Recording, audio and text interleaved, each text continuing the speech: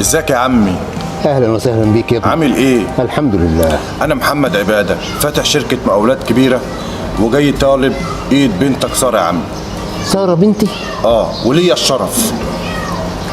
ده محمد ده زين الرجال يا بابا، ده معروف بأدبه وأخلاقه واحترامه، ومش هتلاقي عريس لسارة زي محمد، ده عريس لقطة. ربنا يبارك فيك يا يارا.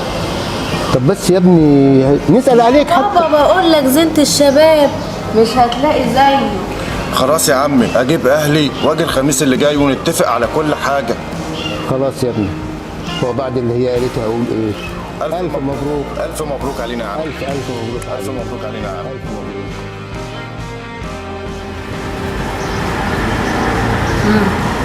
عملت ايه يا منيل؟